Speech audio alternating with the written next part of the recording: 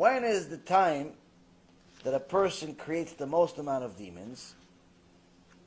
Wasting seed. A typical avera, a typical sin that a person makes, usually makes one. Makes one sin, makes one demon. The problem with wasting seed for men is that there's many sins being made, because each seed is a sin of its own. It's an independent sin of its own. It's an independent demon of its own that's created. Which means that each time a man wastes seed, he's literally creating hundreds of millions of them. Hundreds of millions of them. So, it's obviously a bad idea to do, but no one talks about it. Now in Gemara, Masechet Nida, page 16b, it says that each time seed leaves the organ of the member of a male, an angel is appointed over the seed, and the angel's name is Laila. And this angel takes this drop and brings it to Hashem. To Hashem. What will be with this seed? What will be with this seed? Is it going to be rich? Is it going to be poor? Is it going to be alive? Is it going to die? Is it going to make it? Is it not going to make it? Rich, tall, and so on and so forth. What's going to be, Master of the Universe?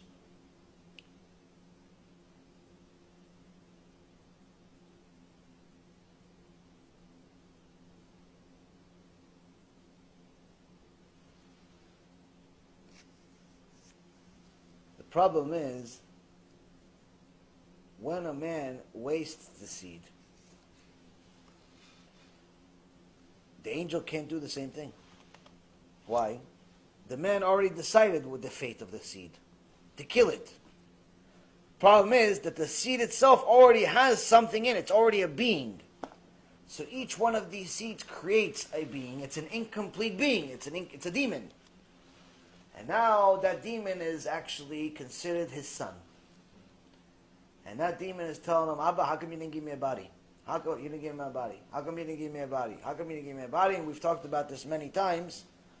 The scary aspect of it, where literally, that as the Rambam says in Mishneh Torah Ilchot Deot, that a person literally needs to understand that each seed has a potential for good and evil. Each seed has the potential to be the Mashiach, or it could be Hitler. Each seed. By you deciding what that this is going to be wasted, Shem Yachem, you've decided this is going to be Hitler. You've decided the fate for it. But Hitler, for you, not for anyone else. For you, not for anyone else, Shem Yachem. Him and 100 million of his friends.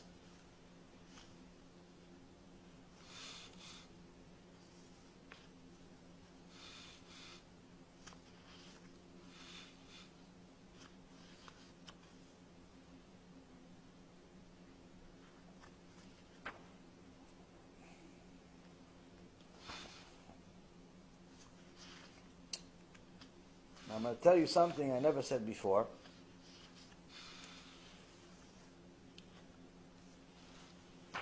About the same subject. The Or Chaim says that if at the time of intimacy between a husband and a wife, if there are pure thoughts in the mind of the wife and the mind of the husband, this creates that the shoresh of the neshama of whatever comes out, the seed that Laila brings to Hashem, and Hashem says, okay, this one will live. This one will be twins. This one will be a baby that's a boy or a girl, whatever. Because of the pure thoughts of the parents during the act, not before. Not that he went to Shachrit and Mincha and he read Shas all day. No. During the act itself, he's thinking about Hashem. Because in Judaism and the Torah, the intimacy between a man and a woman is holy. It's not like the Goyim, where they think it's filthy and disgusting. In Judaism, the intimacy between a husband and a wife is a holy event. If you make it into a holy event. So if the thoughts during that time are holy. The Orach Chaim HaKadosh says the Shoresh HaNeshama will be pure. That Neshama that succeeds, Hashem says, give this one potential of being Mashiach. Unlimited. Why? The thoughts of the husband, the thoughts of the wife were pure during the most difficult time, you can say. Otherwise, the Orach Chaim says, it can be an evil soul that would have major difficulty to do tshuva. Meaning, as a Jew, you're even expected to control your thoughts during the time that you're intimate with your wife or husband. It's not just being good thoughts when you're at Beit Knesset or when you're praying to Hashem. Even during a time of intimacy. An evil soul can get to such a point where it can be created in a way that it's difficult for it to do tshuva. Already predestined, this is a soul that's one of the Gilgulim of Erev Rav. Doesn't mean it can't do tshuva. It's going to have a difficult journey to do tshuva. Sometimes you see certain people, you tell them the truth 500 times, they don't listen. 501, they're going to listen. Why? What was the one difference? Nothing. 500, you have to break the stone. 500, you have to break the stone. Some people are like that. An evil soul, just like it's given extra power from Shamayim, in order for it to create evil, it's also given extra power to beat the Yetzer Hara too. So it's still measure for measure. It's not that Hashem, ties its hand behind its back. It's that He gives it a lot of power on both ends. A lot of power to make evil, a lot of power to make good. The same neshama of Moshe Rabbeinu could have literally been the complete Bilam.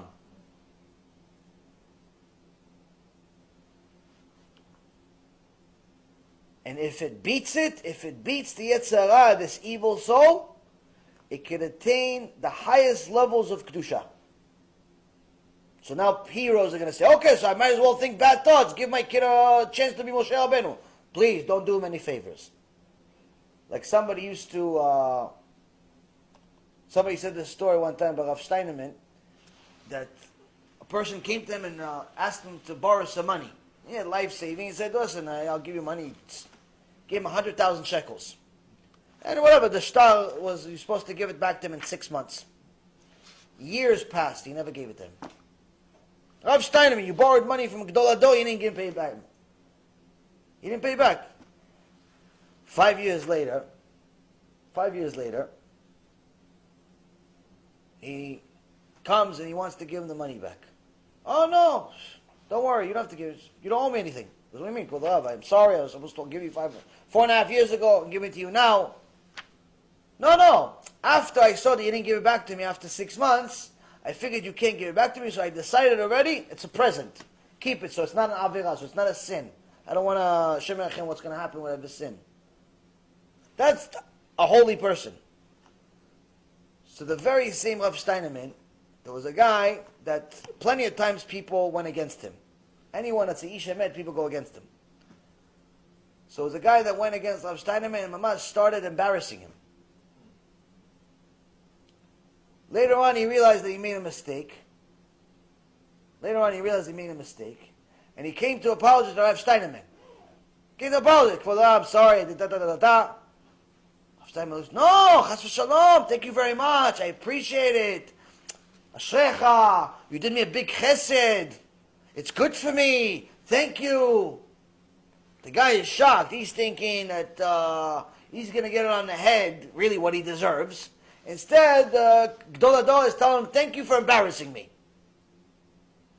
He doesn't know what to do to himself. He's okay, Kvod Rav, okay. And he starts turning around and walking away. He goes, oh, and by the way, before you go, Kvod Rav, just one thing.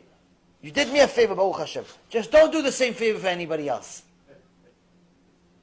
For me, I know it's a favor for me. But don't try the same favor for anybody else. So don't make this future baby any favors.